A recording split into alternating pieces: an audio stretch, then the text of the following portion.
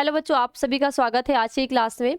तो आप सभी को पता है कि जो हमारा चैप्टर चल रहा है जैव अणु, तो इस जैव अणु का हम लोग अगला पार्ट करेंगे, यानी कि डीएनए की संरचना के बारे में। पिछली क्लास में हमने बहुत सारे ऐसे टॉपिक हैं जो पढ़ चुके हैं, तो जितने भी बच्चों ने पीछे के टॉपिक नहीं पढ़े हैं वो जाके इसी चैनल पे पढ़ लेंगे, ठीक है। तो आज हम बेटा देखेंगे कि जो डीएनए है क्या, डीएनए का कार्य क्या होता है, डीएनए की संरचना क्या है और डीएनए की खोज किसने करी है। ठीक है, इन सभी बेसिक चीज़ों को हम पढ़ते हुए चलेंगे। और इसके साथ साथ पीछे में हमने न्यूक्लिक अम्ल के बारे में पढ़ लिया, नाइट्रोजनी छार, न्यूक्लियोटाइड, इन सभी टॉपिक के बारे में हम लोग बहुत अच्छी तरीके से पढ़ चुके हैं, ठीक है। तो आज की क्लास हमारी होगी डीएनए की संरचना की, कि डीएनए की संरचना क्या है। तो डीएनए की संरचना को पढ़ाने से पहले मैं आप सभी को पहले बताऊंगी कि चार गाप के नियम क्या है। पहले बेटा जब आप चार गाप के नियम को समझ लोगे, या हम बेसिक से स्टार्ट करूं, मैं बेसिक से अगर मैं स्टार्ट किया जाए बेटा, तो सबसे पहले हमने यही देखा है कि जो डीएनए है, अगर हम डीएनए की बात करें बेटा, ये जो हमारे डीएनए होते हैं, ये डीएनए हमारा क्या है, आनुवंशिक पदार्थ है। डीएनए क्या है भाई, डीएनए हमारा आनुवंशिक पदार्थ होता है। ये बात सभी बच्चे को क्लियर है, ठीक। तो ये जो आनुवंशिक पदार्थ है, ये आनुवंशिक पदार्थ कहाँ होते हैं, ये आनुवंशिक पदार्थ कहाँ होते हैं। तो अगर इन आनुवंशिक पदार्थ की उपस्थिति की हम बात करें, तो ये आनुवंशिक पदार्थ बेटा हमारा कहाँ होता है, न्यूक्लियस में होता है। कहाँ होता है, न्यूक्लियस यानी कि केंद्रक में होता है। ये बात आप सभी बच्चे को क्लियर, इतनी बात कि अगर हम डीएनए की बात करें, डीएनए होता कहाँ या डीएनए प्रेजेंट कहाँ होता है, तो ये हमारे प्रेजेंट होते हैं न्यूक्लियस के अंदर। अब अगर थोड़ा सा बेस पे चले बेटा, जब हमने देखा था सेल्स के बारे में, आपने 8वां चैप्टर पढ़ा होगा सेल्स वाला, तो सेल्स वाले में हमने ये देखा था कि जो कोशिका की खोज कौन किया है, रॉबर्ट हुक ने किया है। तो वापस से थोड़ा सा हिस्ट्री समझो कि अगर हमने सेल्स की बात की थी, किसकी बात की थी बच्चे, सेल्स की बात की थी। ये जो सेल्स है, ये हमारे जीवन की इकाई होती है। सेल्स कोशिका हमारे जीवन की इकाई है। अगर हमारे जीवन में अगर सेल्स ना रहे तो हमारे जीवन का कोई भी अस्तित्व न रहे, ठीक। तो अगर हम कोशिका की खोज की बात करते तो ये कौन किया बेटा, रॉबर्ट ये किए हैं, रॉबर्ट हुक ने। कौन किया है, रॉबर्ट हुक ने किया। अब ये रॉबर्ट हुक ने कितने सन में किया है, अगर कोशिका में या कोशिका की खोज किसने की है, तो कोशिका की खोज किया है रॉबर्ट हुक ने, ठीक है। कौन किया है, रॉबर्ट हुक ने। अबे रॉबर्ट हुक ने कितने सन में किया है भाई, 1665 में। कितना, 1665 में, ठीक है, ठीक है। तो सेल्स की खोज किसने की बेटा, रॉबर्ट हुक ने। कितने सन में, 1665 ईस्वी में। तो बेटा इन्होंने क्या किया था, किसमें किया था, ये आप सभी को पता होगा कि ये जो सेल्स की खोज की गई थी, ये कार्क के टुकड़े में। कहाँ की गई थी भाई, कार्क के टुकड़े में। और ये सूक्ष्मदर्शी के दौरान किसने देखा था, रॉबर्ट हुक ने देखा। और इन्होंने क्या बोल दिया भाई, ये तो सेल्स है। क्या बोल दिया कि ये तो सेल्स है, यानी कि कोशिका है। उसके बाद जब न्यूक्लियस की खोज की बात आती है बेटा, न्यूक्लियस की यानी कि केंद्रक की, तो केंद्रक की खोज कौन किया है, रॉबर्ट ब्राउन ने की है।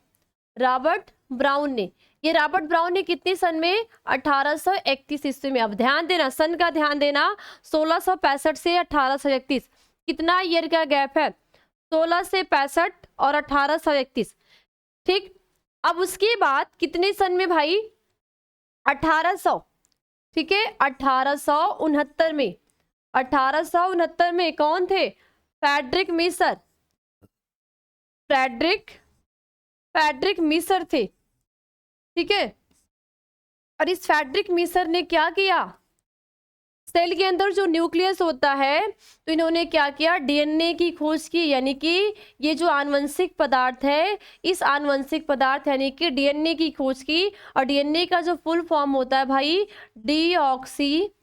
डीऑक्सी राइबो न्यूक्लिक एसिड होता है। ये डीएनए का फुल फॉर्म होता है, ठीक है। तो फ्रेडरिक मीसर ने क्या किया, डीएनए की खोज की। कितने सन में, 1869 में। अगर बोला भाई कहाँ पे, तो सेल के अंदर, और सेल के अंदर कहाँ पे भाई, न्यूक्लियस के अंदर इन्होंने देखा कि नहीं कुछ तो ऐसा पदार्थ है जो आनुवंशिक लक्षणों का लक्षण करता है। तो ये डीएनए ये हमारा क्या होता है भाई, आनुवंशिक पदार्थ। अब आनुवंशिक पदार्थ हम किसे कहते हैं, वे पदार्थ जो लक्षणों का निर्धारण एक पीढ़ी से दूसरी पीढ़ी में करते हैं। जो लक्षण एक पीढ़ी से दूसरी पीढ़ी में जाते हैं, तो इस लक्षण का निर्धारण कौन करता है, ये डीएनए ही करता है ना। तो लक्षणों का निर्धारण कौन करेगा, ये डीएनए करेगा। यानी एक पीढ़ी से दूसरी पीढ़ी में लक्षणों का क्या करेगा, निर्धारण करेगा। ये बात क्लियर है आप सभी को। इसके बाद बेटा ये फ्रेडरिक मीसर हो गया, ये थोड़ा सा आपको बेस क्लियर करते हुए चलने। इसके बाद फ्रेडरिक मीसर के बाद वापस से दोबारा क्या हुआ कि जब इन्होंने खोज करी थी डीएनए के अंदर, तो फ्रेडरिक मीसर ने जब डीएनए की खोज करी थी, तो इन्होंने इसका क्या नाम रख दिया था, न्यूक्लिन बोला था। इन्होंने बोला कि भाई ये क्या है, न्यूक्लिन है। इसका नाम क्या रख दिया इन्होंने, न्यूक्लिन रख दिया। क्या रखा, न्यूक्लिन। क्या रख दिया, न्यूक्लिन नाम रखा। इसके बाद वापस से अल्टमान आए। कौन आए, अल्टमान नामक वैज्ञानिक आए। अल्टमान आए, और अल्टमान ने क्या किया कि न्यूक्लिन को क्या बोला कि ये न्यूक्लिक अम्ल है भाई। क्या है, न्यूक्लिक अम्ल है। न्यूक्लिक अम्ल क्यों है, रीजन क्या है, इन्होंने बोला कि ये जो डीएनए है, ये जो न्यूक्लिन है, इसकी जो प्रवृत्ति है वो अम्लीय है। तो अम्लीय प्रवृत्ति के कारण इन्होंने क्या कर दिया, इस न्यूक्लिन का नाम न्यूक्लिक अम्ल रख दिया। और इन्होंने क्या बोला कि ये जो न्यूक्लिक अम्ल होता है, ये 3 प्रकार के घटकों से मिलकर बना होता है। कितने प्रकार के घटकों से बच्चे, ये 3 प्रकार के घटकों से मिलकर बना होता है।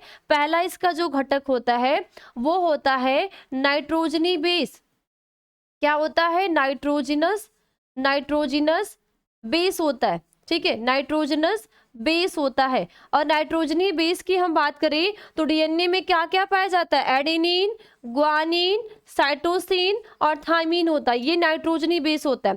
फिर वापस से उन्होंने क्या बोला, ये फास्फोरिक अम्ल, फास्फोरिक अम्ल, फास्फोरिक अम्ल से भी बना है।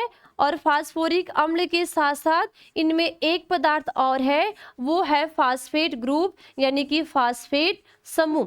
तो ये फास्फेट समूह, यानी कि जब आपसे पूछा जाएगा कि जो न्यूक्लिक अम्ल है ये किन किन भागों से मिलकर बना है, आप बताओगे नाइट्रोजनी बेस यानी कि एडेनिन, ग्वानिन, साइटोसिन, थाइमिन। और फास्फोरिक अम्ल यानी कि ये जो फास्फोरिक एसिड होते हैं इसको हम पी से डिनोट करते हैं।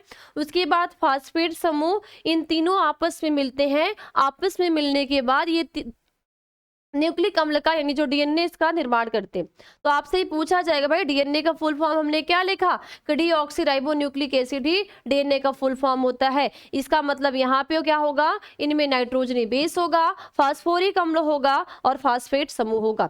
डीऑक्सीराइबोस में अगर डीएनए में आपसे पूछा जाए, इतनी बात क्लियर हो गई।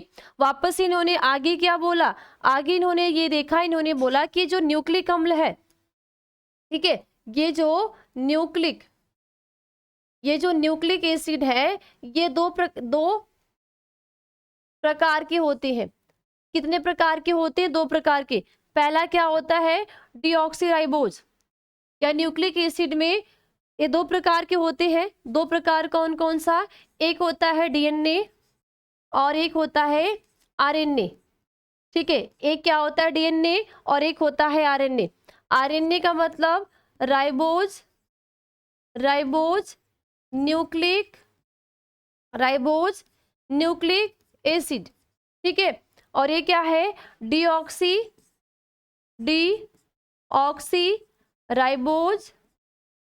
ठीक है, nucleic acid, deoxy ribose nucleic acid और राइबोज न्यूक्लिक एसिड। अब अगर डीऑक्सी राइबोज न्यूक्लिक एसिड में क्या पाए जाते हैं, तो आप इसके अंदर क्या देखोगे भाई, इसमें डीऑक्सी राइबोज शुगर, कौन सा शुगर, डीऑक्सी राइबोज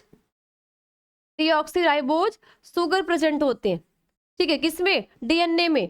और आरएनए में क्या होता है, राइबोज। ठीक है, राइबोज शुगर होते। ये बात आप सभी बच्चे को क्लियर है, इतनी बात क्लियर है। अब अगर यहीं पे हम बेटा क्या करें, डीऑक्सी राइबोज शुगर और राइबोज शुगर की संरचना को पढ़ें, ना आपसे संरचना पूछा जाता है भाई कि डीऑक्सीराइबोज और राइबोज शुगर की स्ट्रक्चर क्या होते, ठीक है, इनकी स्ट्रक्चर क्या होते। तो अगर हम राइबोज शुगर की सूत्र की बात करें तो देखो ये क्या होता है बेटा, C5H12, ठीक है, C5H10, ठीक है, क्या होते हैं, डीऑक्सीराइबोज शुगर की बात करें या डीऑक्सीराइबोज की बात करें तो इसका जो सूत्र होता है C5H10O4, क्या होता है, C5H10 और वो 4 होता है। अगर यहाँ पे राइबोज शुगर की बात करें तो इसका जो सूत्र क्या होता है भाई, C5H10 और वो 5 होता है।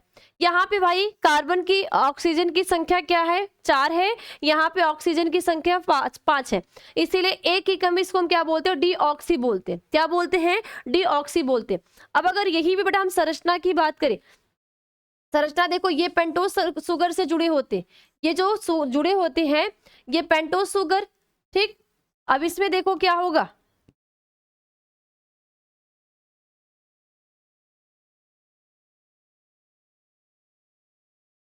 ठीक है, ये आपका शुगर की संरचना होती है। ऊपर क्या लगे होंगे भाई, ऊपर OH, नीचे भी H, यहाँ पे OH ग्रुप और यहाँ पे क्या हो जाएगा, H ग्रुप हो जाएगा, ठीक है। और यहाँ दोनों जो इसकी दूसरी श्रृंखला होगी इस पे दोनों पे क्या होंगे, H और H। अगर हम श्रृंखलाओं की बात करें, श्रृंखला की बात करो, पहले देखो ये आपका पहला है, सॉरी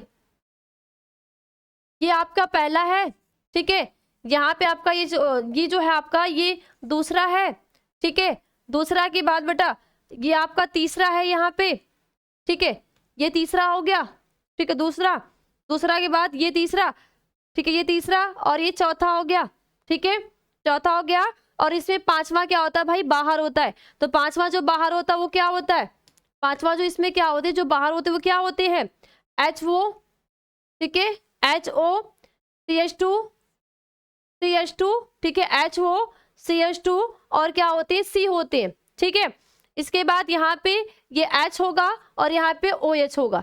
तो ये आपके होते हैं डीऑक्सीराइबोज शर्करा के क्या चित्र होता है। इसी तरह बस आपका राइबोज शुगर का भी होता है, इसी तरह सेम आपका किसका हो जाएगा, राइबोज शुगर का भी होगा। तो ये आपके हो गए बेटा बेसिक चीजें। तो अब तक हमने क्या देखा कि अल्टमा ने न्यूक्लिक नाम दे दिया और न्यूक्लिक अम्ल 3 घटकों से मिलकर बना है, नाइट्रोजनी बेस से, फास्फोरिक अम्ल से, फास्फेट समूह से। उसके बाद न्यूक्लिक अम्ल 2 प्रकार के होते हैं, DNA RNA। DNA में डीऑक्सीराइबोज शुगर, RNA में राइबोज शुगर। इतनी बात क्लियर है, समझ गए बच्चे, इतनी बात क्लियर सभी को। अब उसके बाद क्या होता है बेटा, अगर हम DNA की संरचना की बात करें, DNA की किसकी बात करें, स्ट्रक्चर की, DNA की स्ट्रक्चर की बात करें, कौन दिया है, तो विल्किंस और फ्रैंकलिन नामक, विल्किंस और फ्रैंकलिन नामक वैज्ञानिक ने, किसने, विल्किंस ने, विल्किंस एवं फ्रैंकलिन, फ्रैंकलिन, ये 2 वैज्ञानिक थे। इन्होंने क्या किया था, DNA का स्ट्रक्चर दिया। उसके बाद बेटा कौन आए, वाटसन, वाटसन एवं क्रीक नामक वैज्ञानिक आए, वाटसन और क्रीक आए। इन्होंने क्या किया, एक्सरे, कौन से रे के, एक्सरो क्रिस्टलोग्राफी की सहायता से, एक्सरे क्रिस्टलोग्राफी की सहायता से इन्होंने DNA का डबल हेलिक्स मॉडल दिया था। क्या दिया था, DNA का डबल हेलिक्स मॉडल, यानी कि DNA की द्विगुणित संरचना को इन्होंने दिया था। तो आपसे पूछा जाएगा DNA की खोज किसने की है, आप बताओगे किसने की है भाई, DNA की खोज किया है फ्रेडरिक मिसर ने। DNA को न्यूक्लिन नाम कौन दिया है, फ्रेडरिक मिसर ने। न्यूक्लिन और न्यूक्लिन को न्यूक्लिक अम्ल किसने बोला, अल्टमान ने। क्यों बोला, रीजन क्या था, क्योंकि उसकी प्रवृत्ति क्या थी, अम्ली थी, ठीक। इसके बाद DNA आनुवंशिक पदार्थ होता है, इसने कौन प्रूव किया था, आप बताओगे। DNA आनुवंशिक पदार्थ जो होता है वो आपके मैकयार्ड, ठीक है, एविस और मैकार्टी 3 वैज्ञानिक थे जिन्होंने बैक्टीरिया पे सर्च की और इन्होंने ये बोला कि नहीं, आनुवंशिक पदार्थ हमारा DNA होता है। लेकिन अगर पूरी तरीके से सिद्ध कौन किया, तो हर्शे और चेज का प्रयोग होता है, जो आपने बैक्टीरिया ई कोलाई वाली जो बैक्टीरिया उस पर उन्होंने रिसर्च किया और इन्होंने ये बोला कि नहीं, ये जो DNA ही क्या है, एक आनुवंशिक पदार्थ है, यही एक पीढ़ी से दूसरी पीढ़ी में लक्ष्यों का निर्धारण कर रहा है, ना कि कोई और कर रहा है। इतनी बात क्लियर। उसके बाद जब आपसे पूछा जाए भाई डीएनए का स्ट्रक्चर कौन दिया है, आप बोलोगे विल्किंस और फ्रैंकलिन ने। ठीक, डीएनए का डबल हेलिक्स मॉडल कौन दिया है, वाटसन और क्रिक ने। किसकी सहायता से दिया है, एक्सरे क्रिस्टलोग्राफी की सहायता से वाटसन और क्रिक नामक दो वैज्ञानिकों ने मिलकर डीएनए का डबल हेलिक्स मॉडल दिया है। ये आपकी बेटा बेसिक चीजें हैं और ये आपका बेस क्लियर होना चाहिए।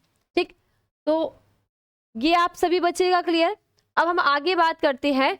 डीएनए की संरचना को पढ़ने से पहले हम थोड़ा सा चार गाप के नियम को जानते हैं कि चार गाप का नियम क्या है। जब आप चार गाप के नियम को समझ जाओगे तो डीएनए की संरचना को भी अच्छे से समझ जाओगे। तो सभी बच्चे हेडिंग डालोगे चार गाप का नियम।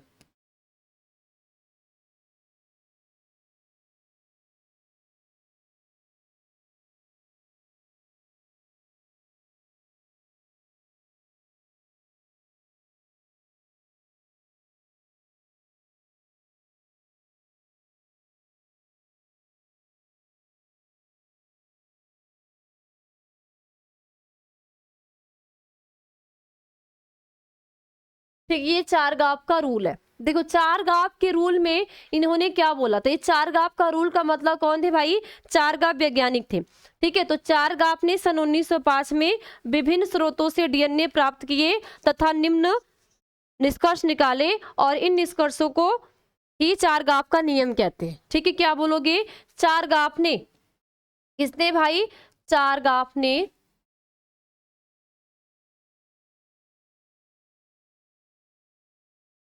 ठीक है, चार गाप ने सन 1905 में, कितने सन में, सन 1905 में, ठीक है, विभिन्न स्रोतों से डीएनए को प्राप्त किए।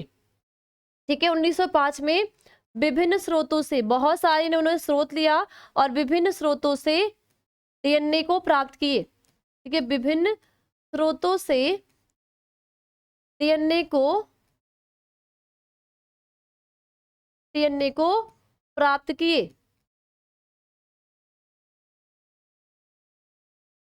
क्या किए भाई, इन्होंने डीएनए को प्राप्त किए तथा निष्कर्ष, ठीक है, तथा निम्न निष्कर्ष निकाले और इन्हें ही चार गाप का नियम कहते हैं। ठीक, तथा क्या लिखोगे, तथा निम्न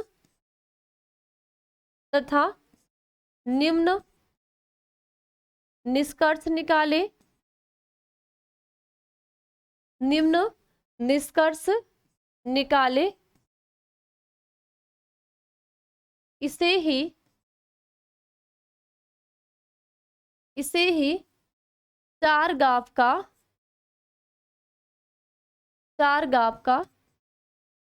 नियम कहते हैं। ठीक है, क्या कहते हैं, चार गाप का नियम कहते हैं।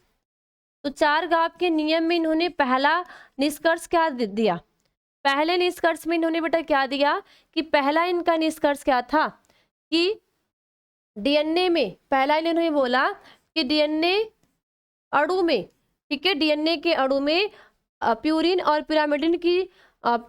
पिरामिडिन क्षार की मात्रा क्या होती है, बराबर होती है।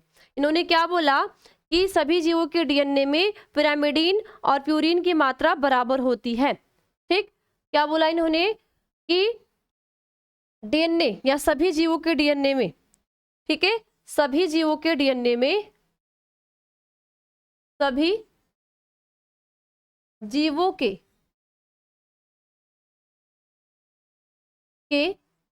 डीएनए में, सभी जीवों के डीएनए में प्यूरिन, इसकी भाई प्यूरिन की, ठीक है, सभी जीवों के डीएनए में प्यूरिन और पिरिमिडिन, ठीक है, पिरिमिडिन,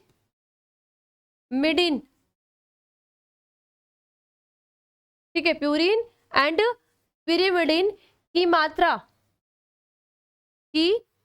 मात्रा बराबर होती है।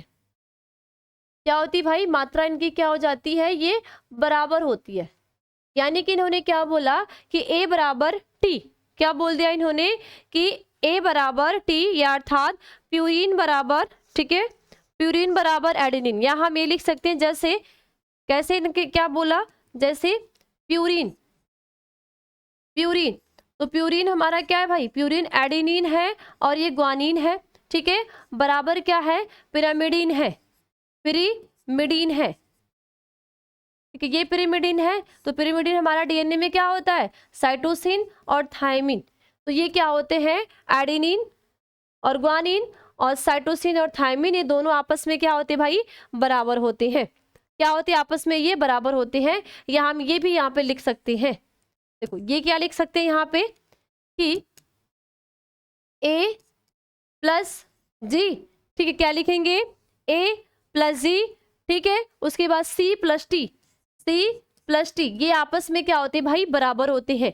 ये किसके नियम था, ये चारगाप का नियम दिया कि जब हम डीएनए की द्विरेखीय मॉडल देखते हैं तो हमेशा एडेनिन जो होता है, एडेनिन यानी प्यूरिन और पिरामिडिन आपस में बराबर होते, ऐसा नहीं कि इनमें जो क्षार की मात्रा होती है प्यूरिन की ज्यादा है पिरामिडिन की कम है।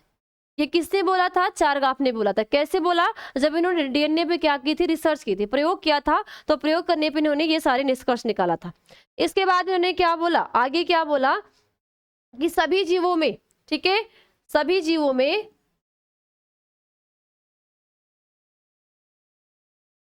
सभी जीवों में एडेनिन थायमिन के बराबर होता है, ठीक है। एडेनिन जो होगा सभी जीवों के डीएनए में एडेनिन और साइटोसिन की मात्रा क्या होती है, बराबर होती है, ठीक है। ग्वानिन की मात्रा थायमिन के बराबर, एडेनिन की मात्रा बराबर होती है, ठीक है। आगे इन्होंने क्या बोला कि सभी जीवों के डीएनए में, सभी जीवों के डीएनए में, ठीक है, सभी जीवों के डीएनए में, ठीक है, सभी जीवों के डीएनए में साइटोसिन की मात्रा, ठीक है,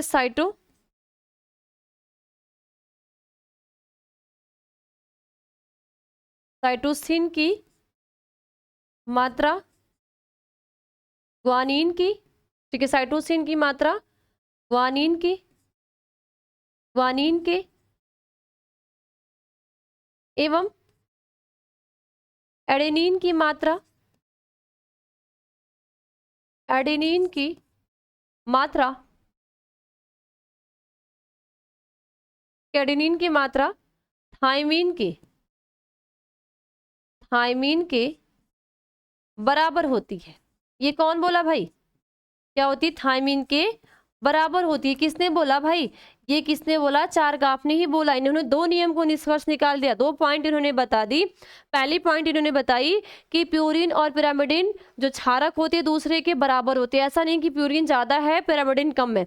दूसरे पॉइंट पे इन्होंने क्या बोला कि जो एडेनिन होता है वो थायमिन के बराबर होता है, और जो साइटोसिन होता है वो ग्वानिन के बराबर होता है। या हम ये कह सकते हैं कि एडेनिन हमेशा क्या होगा, थायमिन से जुड़ेगा, ठीक है, एडेनिन हमेशा क्या करेगा भाई, थायमिन से जुड़ेगा, और ग्वानिन हमेशा क्या करेगा, साइटोसिन से जुड़ेगा। ये चारगाप का नियम है, और ये चारगाप का नियम किसने दिया है, चारगाप ने ही दिया था। और कितने सन में दिया था, सन 1905 में दिया था। ध्यान देना, 1869 में क्या हुआ, डीएनए की खोज हुई, और 1950 में, सॉरी 1905 में, 1869 से 1950 में इतना ज्यादा गैपिंग है। उतना गैपिंग के बाद तो इन्होंने ये निष्कर्ष निकाला, ठीक है। और निकालने के बाद इन्होंने ये सारी चीजों को यहाँ पे मेंशन, ठीक है, क्या किया, यहाँ पे इन सारी चीजों का मेंशन कर दिया। और आगे इन्होंने क्या बोला कि एक ही जाति के जीवों के डीएनए में ग्वानिन एवं थायमिन, ठीक, ग्वानिन एवं थायमिन का अनुपात समान रहता है, ठीक है, परंतु भिन्न भिन्न जीवों में अनुपात अलग अलग होता है। इन्होंने क्या बोला कि एक ही जाति के जीवों के जो डीएनए होता है उनमें जो ग्वानिन होगा और थायमिन होगा उसका अनुपात बराबर होगा, लेकिन भिन्न भिन्न जीवों में जो इनका अनुपात हो जाएगा वो बराबर नहीं होगा। ये किसने बोला, ये बोला था चारगाप ने बोला था। और या एग्जाम्पल के तौर पे देखें, इन्होंने एक बात और कही थी कि माना बात, अगर साइटोसिन की मात्रा, साइटोसिन जो है, अगर साइटोसिन की मात्रा क्या है 20% है, तो ग्वानिन की भी मात्रा क्या होगी, 20% ही होगी। इसी तरह अगर से 60% पे हम देखें, अगर 100 की बात करें, 100% किसी की मात्रा है जिसमें से 20% क्या है, साइटोसिन है, तो 20% क्या है बेटा यहाँ पे, क्या हो जाएगा, 20% साइटोसिन है तो 20% ही क्या होगा, ग्वानिन होगा। बचा हमारे पास कितना, 60, तो 60% में 30% क्या हो जाएगा भाई, थाइमीन हो जाएगा, और 30% क्या हो जाएगा, एडेनिन हो जाएगा। ये क्या था, चारगाप का नियम था। और इन्होंने इसी के बेस पे बाद में 1953 में चारगाप ने अपने रूल को प्रस्तावित कर दिया। लेकिन 1953 में, इसके बाद कितना हुआ, 1905 से कितना सन है भाई, कितने एज का हो रहा है, ध्यान दे लो। तो 1953 में वाटसन एवं क्रिक आए, जिन्होंने क्या किया, डीएनए की संरचना दी। क्या किया, डीएनए की संरचना दी। और वो डीएनए की संरचना क्या थी, डबल हेलिक्स मॉडल थी। क्या करी उन्होंने, डीएनए का डबल हेलिक्स मॉडल दे दिया। तो अगली हेडिंग आप लिखोगे डीएनए की संरचना।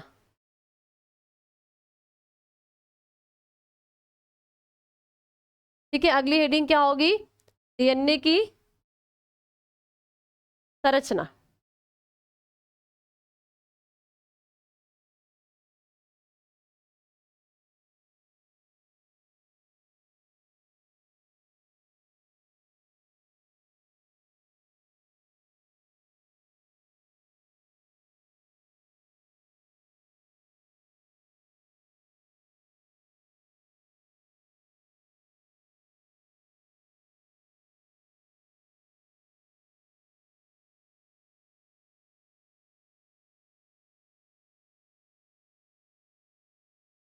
ठीक है, स्ट्रक्चर ऑफ डीएनए।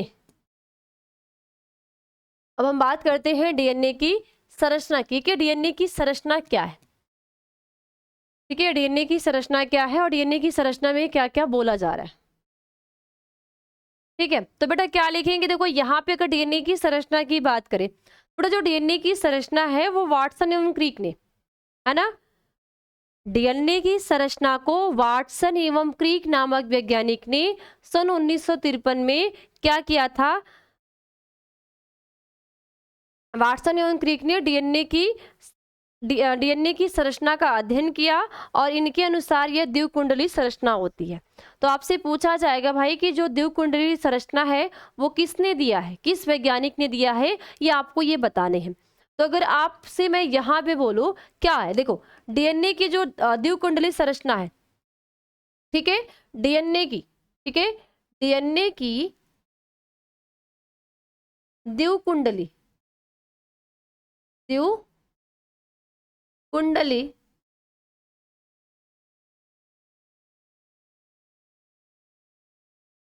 द्विकुंडली संरचना कौन दिया है भाई, द्विकुंडली संरचना कौन दिया है, कौन दिया है, वाटसन एवं क्रिक ने। किसने दी है, वाटसन एवं क्रिक ने, वाटसन एवं क्रिक ने कितने सन में, 1953 में, 1953 में क्या की, इसकी संरचना का डबल हेलिक्स मॉडल का इन्होंने खोज की। 1905 में चारगाप का नियम आया डीएनए की संरचना में, है ना। सबसे पहले अगर हम डीएनए की द्विगुणी संरचना, अब अगर हम यहाँ पे डीएनए की संरचना बोले, डीएनए की एकल संरचना या डीएनए की संरचना की बात करोगे तो ये कौन दिया है भाई, विल्किंस और फ्रैंकलिन ने। विल्किंस और फ्रैंकिस ने, दो वैज्ञानिक ने डीएनए की संरचना दे दी, लेकिन उन्हें डबल हेलिक्स मॉडल को नहीं बताया। ठीक, तो अगर हम डीएनए की द्विगुणी संरचना की बात करते हैं तो ये कौन दिया है, वाटसन एवं क्रिक नामक दो वैज्ञानिकों ने अध्ययन किया और दिया। और इनके अनुसार क्या होता है कि पॉलीन्यूक्लियोटाइड, ठीक है, इनके अनुसार इसमें पॉलीन्यूक्लियोटाइड की दो श्रृंखलाएं प्रति समांतर में होती है। इनके अनुसार क्या है कि पॉलीन्यूक्लियोटाइड की, ठीक है, इन्होंने आगे क्या बोला कि पॉलीन्यूक्लियोटाइड की,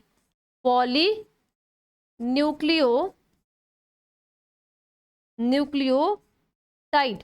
अब ये पॉलीन्यूक्लियोटाइड कहाँ से आया, ये पॉलीन्यूक्लियोटाइड कहाँ से आया, हमने बोला था कि जब एक न्यूक्लियोटाइड, ये मान लो ये न्यूक्लियोटाइड है तो इसमें ढेर सारी न्यूक्लियोटाइड का जो बहुलक होता है, जब न्यूक्लियोटाइड का एक या एक से अधिक न्यूक्लियोटाइड आपस में बहुलक बनाते हैं, इनको हम कहते हैं पॉलीन्यूक्लियोटाइड। तो इनमें क्या है कि डीएनए में पॉलीन्यूक्लियोटाइड जो होगा इसकी 2 श्रृंखलाएं होती है, ठीक है। पॉलीन्यूक्लियोटाइड की क्या होती है, 2 श्रृंखलाएं होती है। क्या होंगी भाई, 2 श्रृंखलाएं। क्या होंगी, यहाँ पे 2 श्रृंखलाएं होती है। क्या होती है, पॉलीन्यूक्लियोटाइड की 2 श्रृंखलाएं होती हैं। कहाँ पे होती है, डीएनए के डबल हेलिक्स मॉडल में हम देखते हैं। और ये दोनों श्रृंखलाएं जो होती हैं ये एक दूसरे की क्या होंगी, ये एक दूसरे के प्रति समांतर होती है, एक दूसरे के प्रति समांतर होती है, प्रति समांतर, प्रति समांतर होती है, ठीक है। पॉलीन्यूक्लियोटाइड की 2 श्रृंखलाएं एक दूसरे की प्रति समांतर होती है, ठीक है।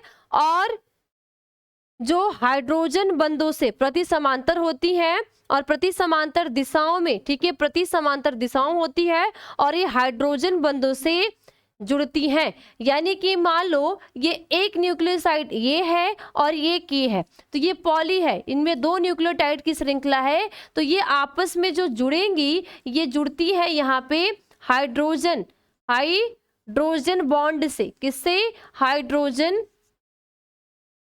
हाइड्रोजन बॉन्ड से ये बाइंड होती है। ये ध्यान देना कि इनमें डबल हेलिक्स मॉडल में 2 पॉलीन्यूक्लियोटाइड की श्रृंखलाएं होती हैं जो आपस में, 2 पॉलीन्यूक्लियोटाइड की श्रृंखलाएं आपस में हाइड्रोजन बॉन्ड से जुड़ती है। किससे जुड़ेंगी भाई, हाइड्रोजन बॉन्ड से एक दूसरे की समांतर दिशा में जुड़ती है। और अगर हम समानतः बोले, अगर समानतः मिलने वाला डीएनए बी डीएनए होता है और जो दक्षिणावर्त होता है। समानतः अगर कॉमन, ठीक है, समानतः अगर देखा जाए कि ये जीवों में जो पाए जाने वाला जो डीएनए होता है, सभी जीवों में जो पाए जाने वाला डीएनए होता है, ये समानतः कितने होते हैं भाई, समानतः कौन सा, ये बी डीएनए बी होता है, ठीक है। कौन सा होता है, डीएनए या बी डीएनए होता है, कौन सा होगा, बी डीएनए होता है। अगर हम डीएनए की प्रकार की बात करें, अगर आप यहाँ पे डीएनए के टाइप्स देखो, क्या देखो, डीएनए के प्रकार जब आप देखोगे तो ये 2 प्रकार के डीएनए होते हैं। एक होता है जेड डीएनए, क्या होता है, जेड डीएनए होता है। दूसरा होता है बी डीएनए, एक होगा जेड डीएनए और एक होगा बी डीएनए। जो जेड डीएनए होता है ये वामावर्त होता है। कैसा होता है भाई, ये वामावर्त होता है। और जो जेड डीएनए होता है, बी डीएनए होता है, ये दक्षिणावर्त होता है। तो अक्सर जो जीवों में पाए जाने वाला डीएनए होता है वो कैसा डीएनए पाया जाता है, दक्षिणावर्त, यानी कि दक्षिणावर्त डीएनए होता है। ये ध्यान देना, अपने दिमाग में बैठा लेना। डीएनए 2 प्रकार के होते हैं, जेड डीएनए, बी डीएनए। सबसे ज्यादा अगर पाए जाने वाला कोई डीएनए है तो वो हमारा कौन सा है, बी डीएनए है, ठीक है। और बी डीएनए हमारा दक्षिणावर्त होता है। जेड डीएनए की बात करें तो ये वामावर्त होता है। बहुत कम चांसेस में ये वामावर्त जो डीएनए होता है ये कोशिकाओं के अंदर यानी सेल्स के अंदर ये पाए जाते हैं। इतनी बात क्लियर। तो ये बेसिक चीज है कि आप अगर आपसे पूछे डीएनए की द्विगुणित मॉडल कौन दिया, तो वाटसन एंड क्रिक ने दिया। कितने सन में दिया, 1953 में दिया, ठीक है। इन्होंने क्या बोला, इन्होंने संरचनाओं पर अध्ययन किया। तो इनके अकॉर्डिंग क्या था कि जो डीएनए की संरचना में इन्होंने अध्ययन दिया था, इन्होंने बोला कि 2 पॉलीन्यूक्लियोटाइड की श्रृंखला होती है, 2 पॉलीन्यूक्लियोटाइड की श्रृंखला। अब पॉलीन्यूक्लियोटाइड की बोले कि कहाँ से बना, तो ये न्यूक्लियोटाइड जो होते हैं, ठीक है, जो न्यूक्लियोटाइड होते हैं, बहुत से न्यूक्लियोटाइड श्रृंखला होकर, ठीक है, बहुत से जो न्यूक्लियोटाइड होते हैं वो श्रृंखलाबद्ध होकर बहुलक बनाते हैं और इन्हीं बहुलक को हम कहते हैं पॉलीन्यूक्लियोटाइड। तो 2 पॉलीन्यूक्लियोटाइड की माना बात यहां हम देखें, मानो इन्होंने क्या बोला, 2 कैसे हो जाएगा, ये हो गया, एक ये हो गया, एक ये हो गया, वापस एक ये आया, ठीक है, और एक ये आया, ठीक है। वापस से क्या हो गया यहाँ पे भाई, ये हुआ, ये हुआ। इस प्रकार की संरचनाएं हमें हमारे डीएनए के अंदर देखने के लिए मिलती है। यही हमारा डीएनए होता है भाई, ये डीएनए होता है। तो ये क्या है, 2 पॉलीन्यूक्लियोटाइड है। कैसे 2 है, एक न्यूक्लियोटाइड ये है और ये एक है। तो ये पॉलीन्यूक्लियोटाइड है। पॉलीन्यूक्लियोटाइड का मतलब होगा कि एक न्यूक्लियोटाइड, ये न्यूक्लियोटाइड की जो श्रृंखलाएं हैं ये आपस में क्या हो गई है, बाइंड हो गई है, क्योंकि बहुत सारे जो न्यूक्लियोटाइड होते हैं वो श्रृंखलाबद्ध होते हैं और श्रृंखलाबद्ध होकर पॉली का निर्माण कर देती हैं। तो एक पॉलीन्यूक्लियोटाइड ये क्या है, पॉलीन्यूक्लियोटाइड है। अब इस पॉलीन्यूक्लियोटाइड में क्या था, हमने न्यूक्लियोटाइड में क्या देखा है कि जो एडेनिन होते हैं, ठीक है, नाइट्रोजनी बेस होते हैं, प्लस क्या होते हैं भाई, सुगर होते हैं, ये बनाते हैं न्यूक्लियोसाइड। ध्यान देना, हमने यही पढ़ा है पिछली क्लास में, क्या पढ़ा है कि नाइट्रोजनी बेस, नाइट्रोजिनस बेस, ठीक है, नाइट्रोजिनस जो बेस है और प्लस क्या है भाई, सुगर है, क्या है, सुगर यानी कि शर्करा है। जब ये दोनों आपस में जुड़ते हैं तो ये बना देते हैं न्यूक्लियोसाइड को, क्या बनाएंगे, न्यूक्लियोसाइड को। अब उसके बाद जब न्यूक्लियोसाइड, ठीक है, जब ये न्यूक्लियोसाइड और ये डाइएस्टर बॉन्ड के द्वारा ही जुड़ता है तो बना देता है न्यूक्लियोटाइड। और जब ढेर सारे न्यूक्लियोटाइड एक साथ श्रृंखलाबद्ध होंगे तो क्या बना देंगे, पॉलीन्यूक्लियोटाइड। तो एक ये है, एक ये है, तो इसको हमने एक ये पॉलीन्यूक्लियोटाइड और दूसरा ये है, ठीक है। तो पहला जो हमारा होता है वो 5' और दूसरा होता है 3'। जब ये कुंडलित होते हैं, एक द्विव कुंडलन की संरचना दिखाते हैं, तो ये 3' यहाँ पे आ जाता है और ये 5' कहाँ जाता है, यहाँ पे आ जाता है। ये आपको एकदम क्लियर रखने हैं, ठीक है, ये आपको एकदम अच्छी तरीके से क्या करने भाई, क्लियर रखने एकदम, ठीक है, इतनी बात क्लियर। अब उसके बाद ये इतना बेस आपको क्लियर रखना है। अब इसके आगे इन्होंने जो वाटसन और क्रिक थे वो क्या बोले थे, अब इसके आगे आपको ये समझना है, ठीक है, कि इन्होंने बोला क्या था। अगर वापस से हम समझे इन्होंने बोला क्या था, देखो ध्यान से सुनना। अगर वाटसन और क्रिक की बात करें, ठीक है, ध्यान से सुनना, अगर वाटसन एवं क्रिक की हम बात करें तो ये कितने सन में, 1953 में। लेकिन तो डीएनए की संरचना पे अध्ययन किया था, डीएनए की संरचना इन्होंने नहीं दिया था, डीएनए की संरचना पे ही इन्होंने क्या किया था, अध्ययन किया था। और अध्ययन के दौरान इन्होंने क्या पाया कि जो डीएनए होती है द्विकुंडलित संरचना होती है। देखो आरएनए भी होता है, डीएनए भी होता है, लेकिन आरएनए जो होता है वो कैसा होता है, एकल संरचना होता है, डीएनए द्विकुंडलित संरचना है। अब इन्होंने क्या दिया, वाटसन है और क्रिक है, कितने सन में भाई, 1953 में क्या किया, डीएनए का डबल हेलिक्स मॉडल या डीएनए की जो द्विकुंडलित संरचना होती है उसकी स्ट्रक्चर को दिया। और उसने उन्होंने क्या बताया था आगे, ये जो डीएनए होता है, इस जो डीएनए का डबल हेलिक्स मॉडल होता है, ये 2 प्रकार की पॉलीन्यूक्लियोटाइड की संरचनाओं से मिलकर बना है। अभी पॉलीन्यूक्लियोटाइड क्या है, तो देखो जो न्यूक्लियोटाइड होते हैं, न्यूक्लियोटाइड क्या होते हैं, श्रृंखलाबद्ध होकर आपस में जुड़ते हैं और आपस में जुड़ के बहुलक बनाते हैं। तो न्यूक्लियोटाइड के बहुलक को हम कहते हैं पॉलीन्यूक्लियोटाइड। तो यहाँ पे आपको 2 पॉलीन्यूक्लियोटाइड दिखा, एक ये दिखा और एक ये दिखा, समझ में आ गया।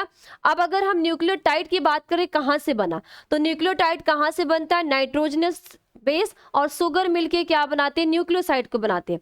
और न्यूक्लियोसाइड और बाकी फास्फोरिक अम्ल जो होते हैं, फास्फेट समूह होते हैं, ये सभी मिलके क्या बना देते हैं, न्यूक्लियोटाइड को बना देते हैं, ठीक है। अब अगर नाइट्रोजनी बेस में हमें क्या क्या मिलते हैं, एडेनिन, ग्वानिन, साइटोसिन, थायमिन मिलते हैं। क्योंकि डीएनए की हम बात करें तो डीएनए में जो नाइट्रोजनी बेस होगा, एडेनिन होगा, ग्वानिन होगा, साइटोसिन होगा और थायमिन होगा, ये आपने बात ध्यान देनी है, ठीक। अब इनके निम्न विशेषताएं थी, अब आपको विशेषताएं भी तो देखना है। तो ये वाटसन जो क्रिक थे, इनकी क्या क्या विशेषताएं थी, इनके विशेषताओं पर हम ध्यान देते हैं। अब अगर हम विशेषता की बात करते हैं तो देखो इन्होंने क्या बोला कि डीएनए एक द्विकुंडली संरचना है और डीएनए की कुंडली संरचना का व्यास 20 अंगस्ट्रांग से 34 अंगस्ट्रांग होता है। इन्होंने क्या बोला, देखो ध्यान देना कि ये जो वाटसन और क्रिक थे, इन्होंने बोला कि जो डीएनए है, ठीक है, डीएनए एक द्विकुंडली संरचना है, ठीक। तो विशेषताएं लिख लो भाई, विशेषताएं पूछने के लिए आता है, आपके एग्जाम में पूछा जाता है विशेषताएं। विशेषताएं, अब विशेषताएं की बात करें तो क्या है भाई, डीएनए, ठीक है, डीएनए एक द्विकुंडलिनी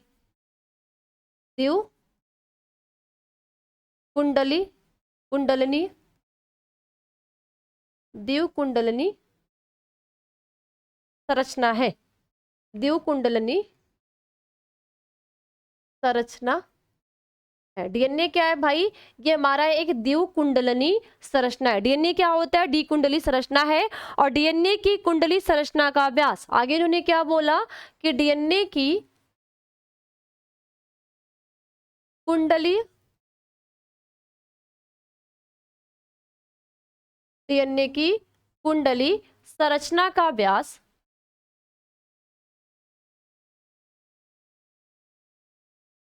संरचना का व्यास 20 से, ठीक है 20, ठीक है 20 अंगस्ट्रांग से, 20 अंगस्ट्रांग तथा 34 अंगस्ट्रांग होता है, ठीक है 20 अंगस्ट्रांग तथा 34 एंगस्ट्रांग होता है। किसके अनुसार था भाई? ये वाटसन और क्रिक के अनुसार था। इन्होंने ये बोला था कि जो डीएनए है ये द्विकुंडली संरचना है और डीएनए की कुंडली संरचना का जो व्यास होता है वो 20 एंगस्ट्रांग तथा 34 एंगस्ट्रांग होता है, ठीक है। और दोनों प्रति समांतर श्रृंखलाओं में क्षारक क्रम संपूरक होते हैं, ठीक है। और उन्होंने क्या बोला कि दोनों पॉलीन्यूक्लियोटाइड की श्रृंखलाओं में, ठीक है, दोनों पॉलीन्यूक्लियोटाइड श्रृंखला के प्रति समांतर या दोनों प्रति समांतर श्रृंखलाओं में क्षारक क्रम समूह होते हैं, ठीक है। आगे इन्होंने क्या बोला कि दोनों प्रति समांतर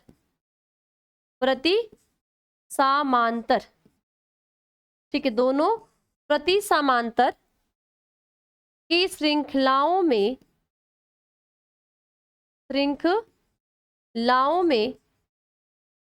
ठीक है, श्रृंखलाओं में क्षारक क्रम क्या लगे होंगे भाई? श्रृंखलाओं में क्षारक संपूरक होते हैं, क्षारक संपूरक होते हैं। अब क्षारक कौन सा होगा भाई? अगर हम क्षारक की बात करें तो क्षारक आप यहाँ पे लिख सकते हो कि क्षारक क्या होगा? क्षारक हमारा क्या होगा? एडेनिन। क्या होगा भाई? एडेनिन है, ये भी क्षारक है, इसको हम ए से दर्शाते हैं, ठीक है। ग्वानिन, ठीक है, क्या है? ग्वानिन है, ग्वानिन को हम क्या करते भाई? जी से दर्शाते हैं। इसके बाद साइटोसिन, ठीक है, क्या है? साइटोसिन, साइटोसिन को हम सी से दर्शाते हैं। और एक क्या है हमारा? थाइमीन, थाइमीन, और थाइमीन को हम क्या करते हैं? टी से दर्शाते हैं। तो उन्होंने क्या बोला कि इनकी जो पॉलीन्यूक्लियोटाइड की श्रृंखला है, कौन सी श्रृंखला है? इनकी जो पॉलीन्यूक्लियोटाइड की श्रृंखला है इनमें इनमें क्षारक नहीं, जो क्षारक संपूरक होते वो लगे होते हैं। क्षारक संपूरक क्या होगा? एडेनिन, ग्वानिन, साइटोसिन, थाइमीन और क्या हो जाएगा? यूरोसिल हो जाएगा, ठीक है। इतनी बात क्लियर है? तो ये चारों क्या होते हैं? क्षारक संपूरक होते हैं। अब इसके बाद क्या होते हैं कि अगर इन्होंने क्या बोला कि दो निकटस्थ, ठीक है, दो निकटस्थ या दो पास के क्षारक जोड़े, ठीक है, दो पास क्षारक जोड़े की दूरी या निकटस्थ बोल दे या पास में बोल दे, तो दो पास के क्षारक के बीच की दूरी जो होती है वो 3.4 एंगस्ट्रांग होती है, ठीक है। उन्होंने क्या बोला कि दो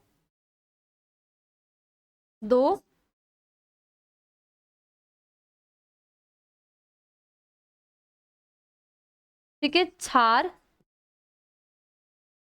जोड़े की दूरी 3.4 या 3.4 एंगस्ट्रांग होती है। ये कौन बोला था भाई? ये वाटसन और क्रिक ने जब इन्होंने डबल हेलिक्स मॉडल दिया तो इस डबल हेलिक्स मॉडल में इन्होंने बोला। और ए व टी, ठीक है, ए व टी यानी कि एडेनिन व थाइमिन के मध्य दो हाइड्रोजन बंध, ठीक है। और इन्होंने क्या बोला कि एडेनिन व, ठीक है, एडेनिन, ठीक है, एडेनिन या एडेनिन, ठीक है, एडेनिन, एडेनिन व थाइमिन, एडेनिन व थाइमिन, ठीक है, के मध्य, थाइमिन के मध्य दो हाइड्रोजन बंध जुड़े होते हैं, ठीक है। मध्य दो हाइड्रोजन बॉन्ड, ठीक है, दो हाइड्रोजन बॉन्ड जुड़े होते हैं, ठीक है, या मिलते हैं, ठीक है, दो हाइड्रोजन बॉन्ड एवं साइटोसिन एवं ग्वानिन के मध्य व ग्वानिन के मध्य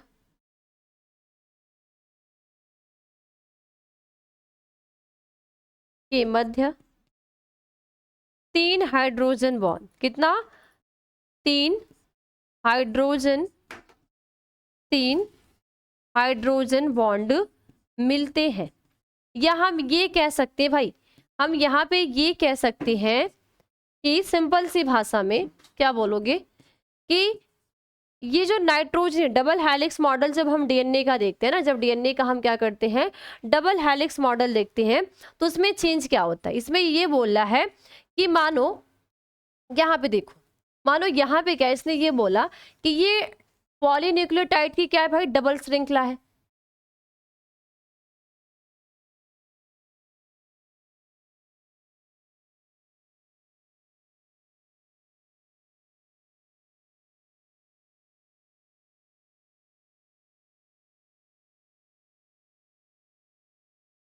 ठीक, ये मानो ये डीएनए की संरचना है। ठीक, अब इसमें इन्होंने क्या बोला, ये बोला है कि देखो यहाँ पे ये जो एडेनिन है, ठीक, ये यहाँ पे एक एडेनिन है, ये अगर ये एडेनिन है, इन्होंने 4 गाप में बोला कि एडेनिन हमेशा थायमिन से जुड़ेगा, तो मानो ये यहाँ पे थायमिन है, तो यहाँ पे क्या होगा कि जो एडेनिन थायमिन से जुड़ा है तो यहाँ पे 2 हाइड्रोजन बॉन्ड होंगे। क्या होंगे 2 हाइड्रोजन बॉन्ड होंगे, और ये दोनों जो हाइड्रोजन बॉन्ड होते हैं ये डाइएस्टर बॉन्ड होते हैं। ये दोनों हाइड्रोजन बॉन्ड क्या होते हैं भाई डाइएस्टर बॉन्ड होते हैं। ठीक है, समझ गए।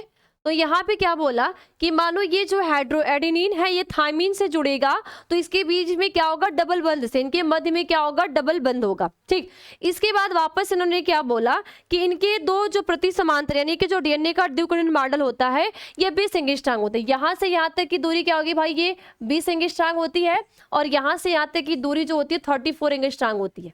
ठीक है, ये से यहाँ तक की दूरी कितनी होगी 20 एंगस्ट्रॉम होगी, और यहाँ से यहाँ तक की जो दूरी होती है वो 34 एंगस्ट्रॉम होती है। वापस इन्होंने क्या बोला कि मान लो ये एडेनिन और थायमिन है, तो ये थायमिन और यहाँ पे ये एडेनिन हो गया, तो ये इन जो 2 निकटस्थ मध्य के जो क्षारक होते हैं इन क्षारकों के मध्य की दूरी कितनी हो जाएगी 3.4 हो जाएगी, एंगस्ट्रॉम होती है।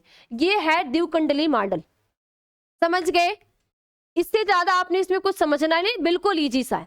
ठीक, अब अगर यही आप स्ट्रक्चर देखो, यही स्ट्रक्चर बेटा आप अपने देखो कि आपके डायग्राम क्या आप कह रहे हैं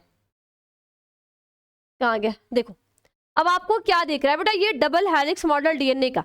ये डीएनए का कौन सा मॉडल है बेटा, ये डीएनए का डबल हेलिक्स मॉडल है। अब ये डीएनए का डबल हेलिक्स मॉडल क्या कह रहा है, देखो इसमें क्या है, इसमें सबसे पहले इन्होंने क्या बोला कि यहां से, ठीक है, ये मान लो ये यहाँ है और ये यहाँ है, तो यहाँ से यहाँ तक की जो दूरी है, जो 2 पॉलीन्यूक्लियोटाइड है ना, जो दोनों पॉलीन्यूक्लियोटाइड की जो श्रृंखला है ये आपस में प्रति समांतर है। ये आपस में कैसी है, ये आपस में प्रति समांतर है, तो इनके बीच की दूरी 20 एंगस्ट्रॉम। तो मानो ये दूरी कितनी हो गई बेटा 20 एंगस्ट्रॉम हो गई, या तो उसको हम कहते हैं 20 नैनोमीटर। क्या बोलेंगे 20 एंगस्ट्रॉम या 20 नैनोमीटर। इतनी बात समझ में आ गई। अब वापस से क्या हुआ, वापस से इनकी एक पॉलीन्यूक्लियोटाइड दोनों जो पॉलीन्यूक्लियोटाइड श्रृंखला की चैन होती है, एक होती है बेटा 5' की और एक होती है 3' की। तो ये एक कुंडलिनी संरचना है, तो यहाँ पे इसकी जो खत्म होगा ये 3' हो जाता है और यहाँ पे 5' हो जाता है, यानी कि ये अदला बदली हो जाती है। ऊपर 5' तो यहाँ पे ये 3', तो यहाँ नीचे देखोगे यहाँ 3' और यहाँ पे 5'। ये डीएनए का डबल हेलिक्स मॉडल होता है। यहाँ पे ये संरचनाएं बेटा चेंज होती है। ठीक, इतनी बात क्लियर।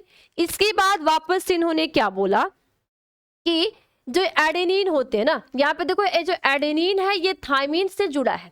ठीक है, तो यहाँ पे ये एडेनिन है, जब ये थायमिन से जुड़ेगा तो इनके बीच में 2 हाइड्रोजन बंध होंगे। ठीक है, यानी कि ये एक है और ये एक बॉन्ड ए है, एक बॉन्ड ए है, तो ये जब जुड़ेगा तो इनके मध्य में 2 हाइड्रोजन बॉन्ड होगा। इसके बाद इन्होंने ग्वानिन और साइटोसिन जब जुड़ेगा तो मानो ये जो ग्वानिन है जब इस साइटोसिन से जुड़ेगा तो इनके बीच में 3 हाइड्रोजन बॉन्ड होंगे। कितने हाइड्रोजन बॉन्ड होंगे बेटा? 3 हाइड्रोजन बॉन्ड होंगे। और उसके बाद ये उसका होता है सुगर फॉस्फेट बैकबोन, और ये वाली जो इसको संरचना होती है इस संरचना को हम कहते हैं सुगर फॉस्फेट बैकबोन कहते हैं। और ये जो एडेनिन, मानो ये एडेनिन थाइमिन या ग्वानिन साइटोसिन, तो इसको हम कहते हैं बेस पेयर कहते हैं, यानी कि जोड़ा में है ना। जो क्षारक, बेस पेयर का मतलब कि जो क्षारक है वो क्या है बेटा? जोड़े में है। बेस पेयर का मतलब कि यहाँ पे क्षारक जोड़े में है। कभी भी ऐसा नहीं होगा कि जो इनके अंदर जो क्षारक बेस होंगे तो यहाँ पे सिर्फ एडेनिन ही होगा, नहीं। एडेनिन होगा तो थाइमिन होगा, साइटोसिन होगा तो ग्वानिन होगा। इन सब बातों को आपको ध्यान रखना है, ठीक? तो समझ में आ गया। इसके बाद इन्होंने क्या बोला कि ये जो दोनों पॉलीन्यूक्लियोटाइड की श्रृंखला है तो यहाँ से यहाँ तक की 20 एंगस्ट्रॉम है, और बच्चे यहाँ से यहाँ तक की ये पूरी दूरी जब देखेंगे तो ये होती है 34 एंगस्ट्रॉम, यानी कि 34 एंगस्ट्रॉम होती है, ठीक है। ये इसकी लंबाई देखोगे 34 एंगस्ट्रॉम, ये इसकी चौड़ाई देखोगे, ये जो इसका इतना से यहाँ तक 20 एंगस्ट्रॉम, या हम इसको यहाँ पे कह सकते हैं 34 नैनोमीटर, ठीक। इसके बाद वापस से इन्होंने क्या बोला कि एक बेस से, मानो बेटा एक बेस ए है और एक बेस ए है, तो इनके मध्य में जो दूरी आएगी, इनके मध्य में जो दूरी होती है वो 3.4 एंगस्ट्रॉम भी लिख सकते हो या 3.4 नैनोमीटर होती है। ये है डीएनए का डबल हेलिक्स मॉडल, और मुझे उम्मीद है कि आप सभी बच्चों को ये मेरी जो बात है आपको बहुत अच्छी तरीके से समझ में आई होगी और हर एक बच्चे को आई होगी, ठीक है। तो बेटा यही आपका डीएनए का डबल हेलिक्स मॉडल, ठीक। क्या है डीएनए का डबल हेलिक्स मॉडल? ठीक है, इससे ज्यादा आपको इसमें कुछ पढ़ने ही नहीं है कि ज्यादा कुछ आप इसमें एक्स्ट्रा पढ़ो, ठीक है। अब बेटा थोड़ा सा आपका एक डायग्राम ये भी देख लो, आप ये भी देख लो, यहाँ पे है, देखो जैसे यहाँ पे क्या है बेटा, ये डायग्राम आपको क्या दिख रहा है बेटा? यहाँ पे आपके सुगर फॉस्फेट, ठीक है। उसके बाद क्या है भाई? बेस पेयर है, और बेस पेयर में आपको क्या है, देखो यहाँ पे ग्वानिन है, ठीक है, ये आपका साइटोसिन है, यहाँ पे थाइमिन है, ये एडेनिन है। इन सभी को मिला के हमने क्या बोला? नाइट्रोजनी बेस बोला। क्या है हमारा? ये नाइट्रोजनी बेस है। और वापस से ये वाला डायग्राम देखें तो ये डायग्राम भी यही है बेटा कि यहाँ पे आपका सुगर फॉस्फेट बैकबोन है, ये आपके बेस पेयर है, और यहाँ पे नाइट्रोजनी बेस है। तो यहाँ पे बेटा ये क्या आपका एडेनिन है, यहाँ पे थाइमिन है, ये ग्वानिन है, और यहाँ पे साइटोसिन है, यानी कि चारों आपस में जुड़े रहते हैं। चारों क्या होंगे भाई? आपस में ये जुड़े हुए रहते हैं। इतनी बातों को आप ध्यान देना है, ठीक। तो एडेनिन डबल बॉन्ड और थाइमिन क्या हो जाएगा भाई? ग्वानिन ट्रिपल बॉन्ड के द्वारा ये बाइंड होंगे। ये आपने याद रखना है। अब आपके बेटा एग्जाम में पूछता है जेड डीएनए या जाइपर डीएनए। क्या पूछता है? जेड डीएनए, जेड डीएनए या जाइपर डीएनए, ये आपके एग्जाम में पूछता है कि ये क्या होते हैं। अब थोड़ा सा आप इसके बारे में समझ लो कि डीएनए क्या होते हैं। क्योंकि अगर बेटा ये डीएनए की हम बात करें तो ये जो डीएनए होती है, डीएनए वामावर्त होता है, ठीक है। ये जो डीएनए होता है ये डीएनए कैसा होगा भाई? ये डीएनए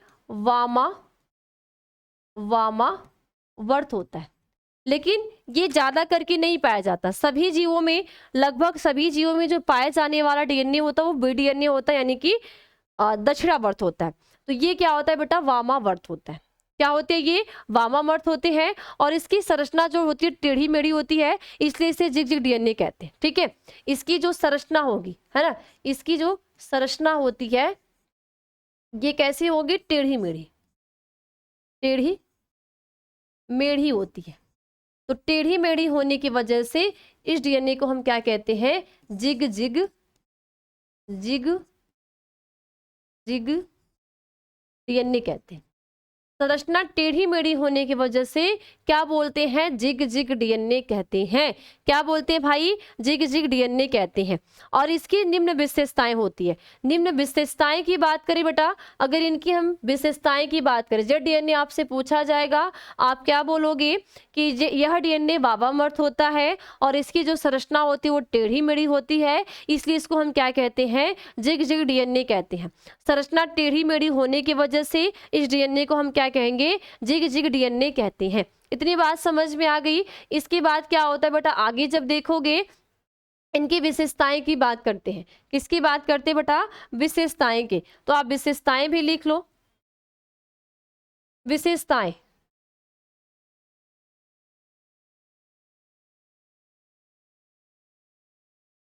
अगर हम इसके क्या करें, विशेषताएं की बात करें कि इनकी विशेषताएं क्या है, तो विशेषताएं में सबसे पहला पॉइंट बेटा आप क्या लिखोगे कि यह जो होते हैं ये द्विकुंडली संरचना है।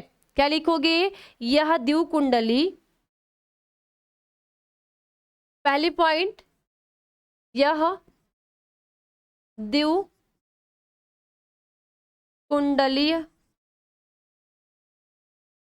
द्विकुंडली संरचना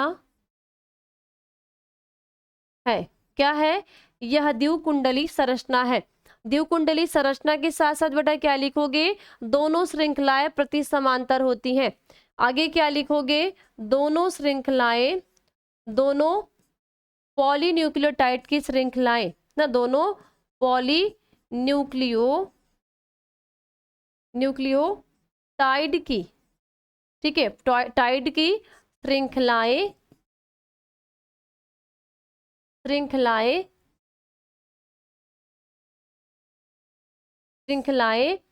प्रति समांतर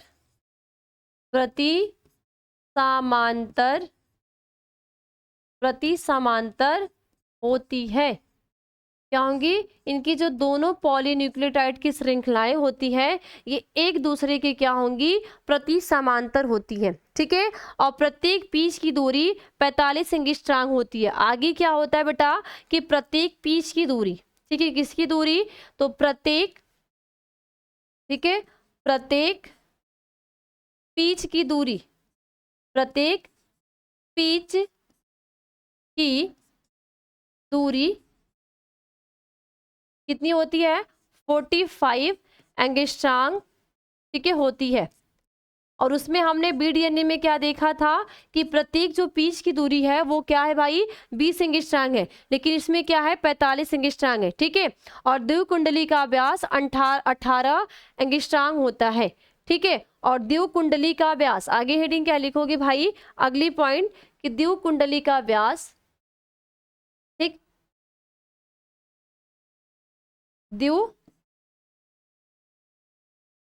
द्विकुंडली, द्विकुंडलीय का व्यास 18 एंगस्ट्रॉम, 18 एंगस्ट्रॉम होता है।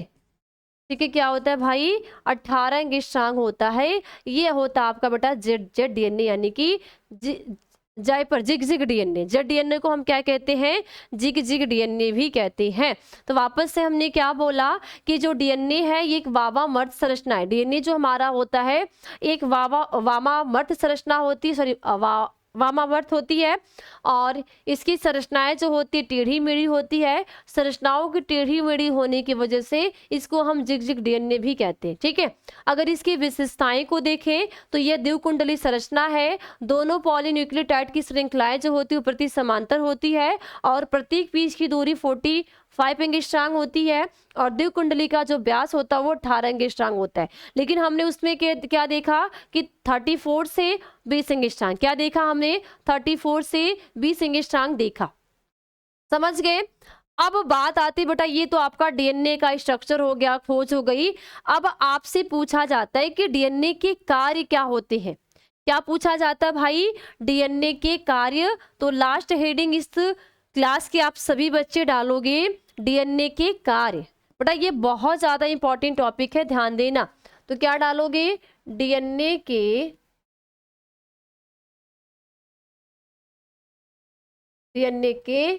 कार्य।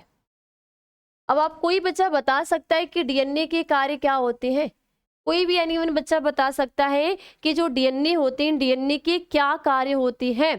तो बताओ बेटा, बताओ। देखो ये एकदम बेसिक सी चीजें हैं। डीएनए का कार्य क्या होता है, बताओ बताओ। कोई बच्चा बता सकता है कि डीएनए का कार्य क्या होता है कोई बच्चा? तो बेटा सबसे पहले अगर इस डीएनए के कार्य की आप पहले पॉइंट बोलोगे तो क्या बोलोगे? देखो डीएनए का कार्य क्या होता है।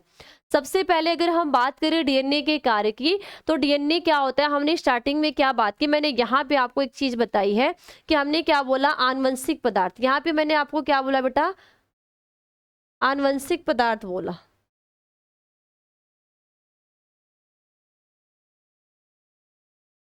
ठीक है, हमने आनुवंशिक पदार्थ में बोली आनुवंशिक पदार्थ। तो बेटा आनुवंशिक पदार्थ होते क्या है? सिंपल सा वे में आप समझो। सबसे पहले आनुवंशिक पदार्थ की मीनिंग समझो ना। जब आपका आनुवंशिक पदार्थ की मीनिंग समझ में आएगी तो ये टॉपिक भी समझ में। देखो आप पहला डीएनए के कार्य, डीएनए के जो हमारा होता है, ये जो डीएनए है ये हमारा क्या है बेटा? आनुवंशिक पदार्थ है। आनुवंशिक पदार्थ है। क्या है ये हमारा आनुवंशिक पदार्थ है। क्या है हमारा ये? डीएनए हमारा एक आनुवंशिक पदार्थ है, यानी कि जेनेटिक मटेरियल है। क्या है? Genetic material.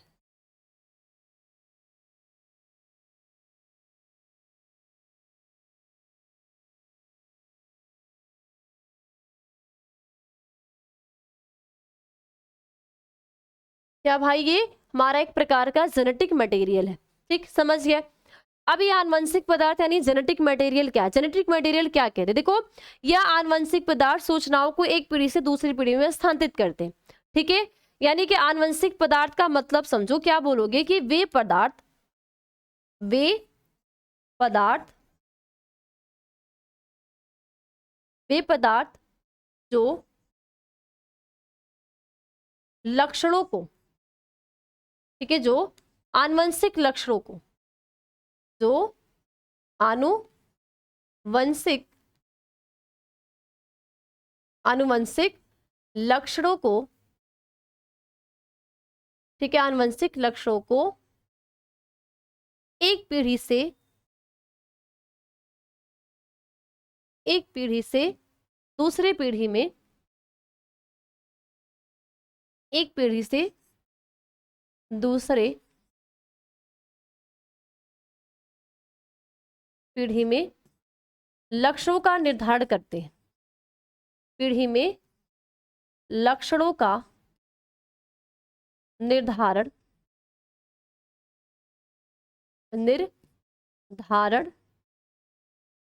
करते हैं। क्या करेंगे भाई? ये लक्षणों का निर्धारण करते हैं, उन्हें हम आनुवंशिक पदार्थ कहते हैं।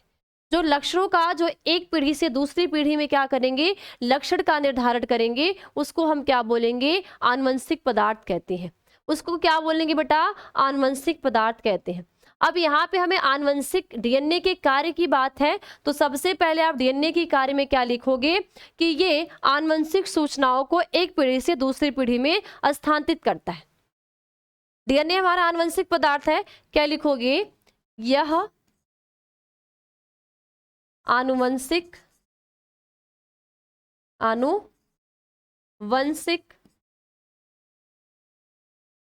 सूचनाओं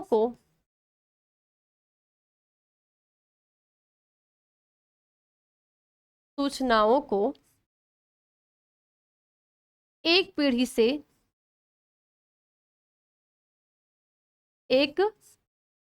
से दूसरे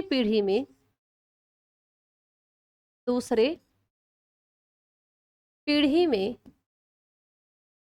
ठीक है, ये आनुवंशिक सूचनाओं को एक पीढ़ी से दूसरी पीढ़ी में स्थानांतरित करते हैं। क्या करते हैं भाई? स्थानांतरित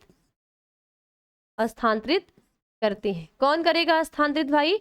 ये जो हमारा डीएनए करता है। ठीक है, तो डीएनए का कार्य क्या है कि आनुवंशिक सूचनाओं को एक पीढ़ी से दूसरी पीढ़ी में क्या करना? स्थानांतरित करना। दूसरे पॉइंट में आप क्या बोलोगे? इसका कार्य क्या है? प्रोटीन संश्लेषण के लिए यह संदेशवाहक आरएनए ठीक है, यह प्रोटीन संश्लेषण के लिए संदेशवाहक आरएनए यानी एमआरएनए को बनाता है। ठीक है, तो अगली पॉइंट क्या लिखोगे भाई, प्रोटीन संश्लेषण के लिए, ठीक है, प्रोटीन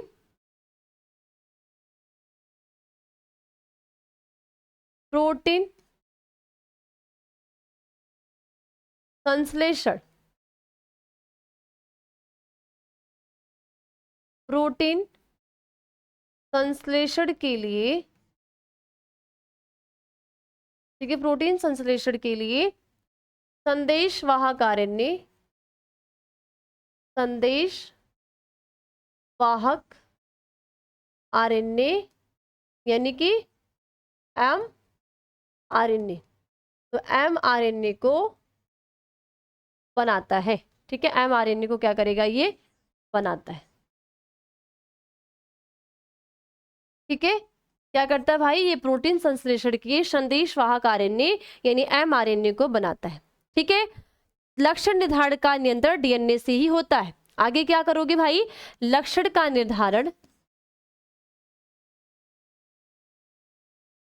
ठीक है, लक्षणों का, ठीक है, लक्षणों का निर्धारण, ठीक है, लक्षणों का नियंत्रण, ठीक है, या लक्षणों का निर्धारण, ठीक है, लक्षणों का निर्धारण का नियंत्रण, लक्षणों का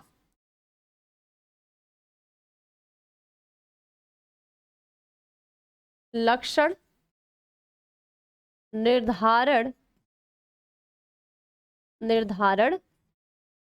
का नियंत्रण डीएनए ही ना, डीएनए ही करता है। कौन करता है भाई, डीएनए ही करता है। तो ये बेटा आपके होते हैं डीएनए के कार्य, यानी कि क्या होगा कि जो डीएनए होगा, डीएनए का कार्य क्या है, सबसे पहले हमने क्या बोला है, जो डीएनए का कार्य क्या है, आनुवंशिक पदार्थों को, आनुवंशिक सूचनाओं को या आनुवंशिक लक्षणों को एक पीढ़ी से दूसरी पीढ़ी में लेके जाना। क्या कार्य है, आनुवंशिक लक्षणों को एक पीढ़ी से दूसरी पीढ़ी में लेके जाना, ये किसका कार्य है, डीएनए का कार्य है। ये कौन करेगा, ये कार्य डीएनए करेगा।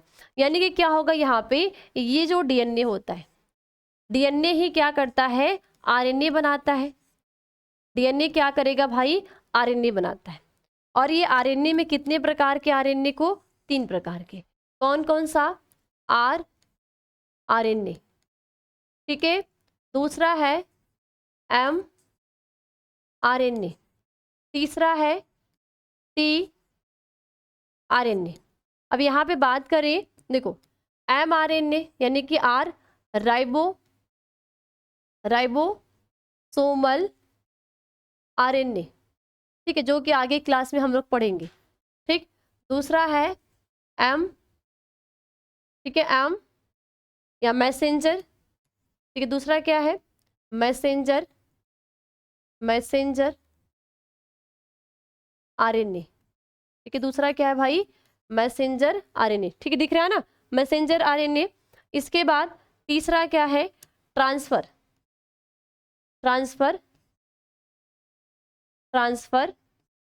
आरएनए।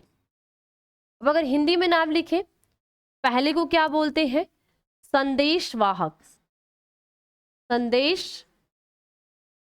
संदेशवाहक आरएनए। ठीक है, पहले को बोलते हैं, मैसेंजर को, राइबोसोमल को तो राइबोसोमल आरएनए। ठीक है, और तीसरा है स्थानांतरण